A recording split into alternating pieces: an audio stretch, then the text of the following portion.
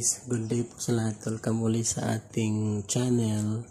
Ang video natin ngayon guys is gagawa tayo ng simple na free energy galing dito sa sa stand fan na kagaya nito guys. So yan. So, kukuha tayo ng energy sa pamamagitan nito.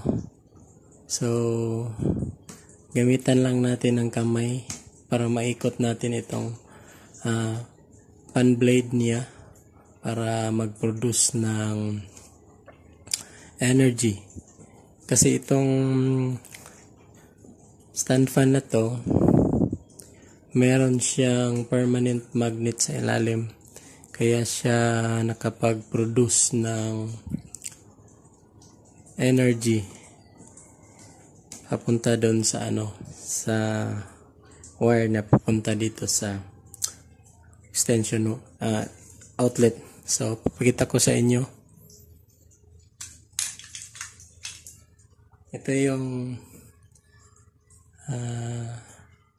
extension wire or plug na gagamitin natin na walang connection, walang wire.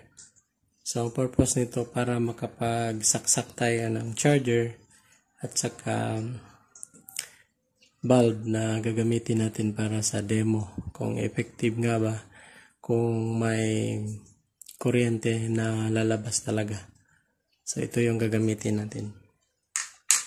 Tapos, ito yung niya, ito yung wire niya galing sa stand fan. Ito, may switch na din sa loob. Ayan, naka-on na po yan. Tapos may male plug.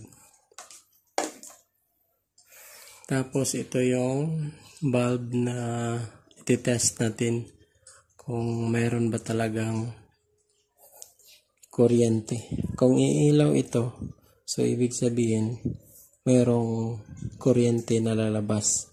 At saka hindi basta-basta ang kuryente, kundi 220 ang output niya kung iilaw ito. Kasi ang bulb na to is 220 volts po ito. Tsaka 5 watts. So try natin mamaya kung iilaw ba talaga siya. So kung matatawag na natin siyang free energy galing dito sa stand fan.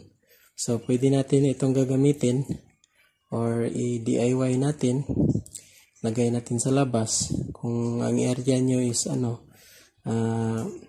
abonda ng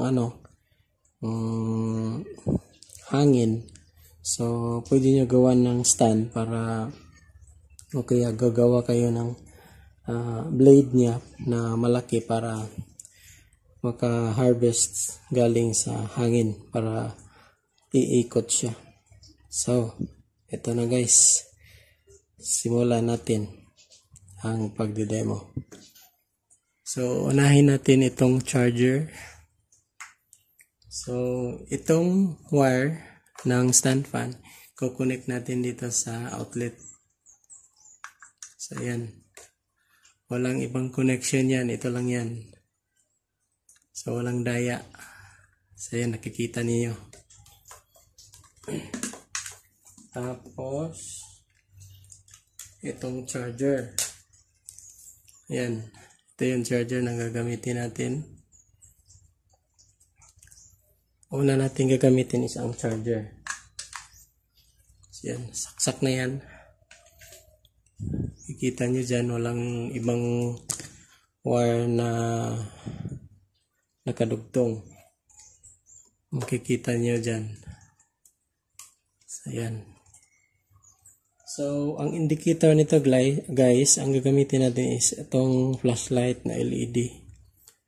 So, ang indicator nito, pag itong white na button na to, pag iilaw ito ng red color, ibig sabihin may supply po siya na kuryente.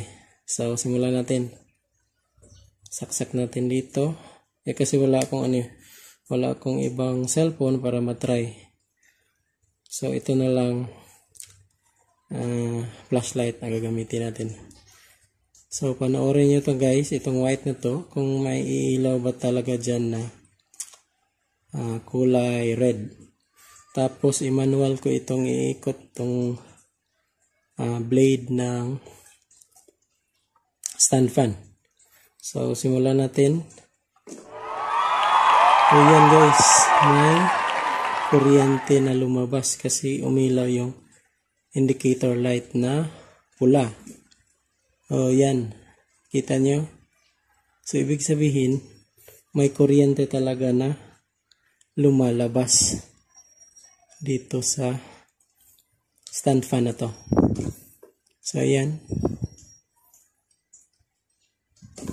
So, ibig sabihin, may 220 na output na inilalabas sa, sa stand fan.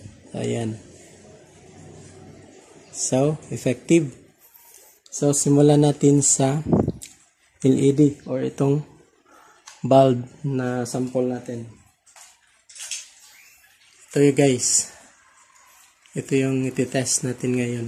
Saksak natin doon.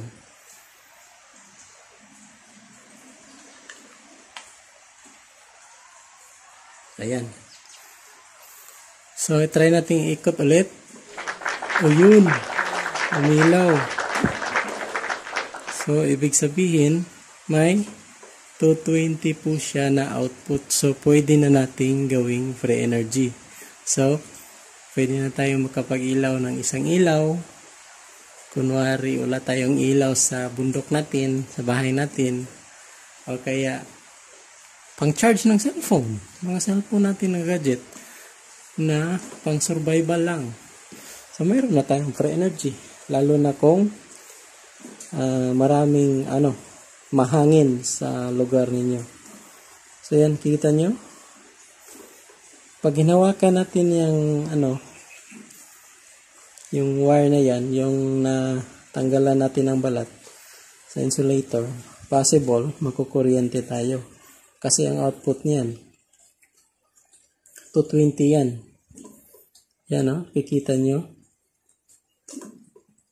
Yan, umilaw. Good na yan, Stand fan lang yan.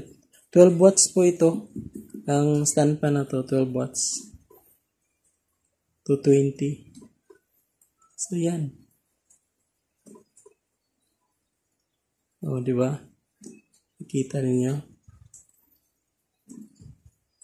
Yan. So, good na yan para pang emergency o pang charging lang ng ating mga cellphones. And guys, try natin sa multi-tester. Hindi nga lang ito digital.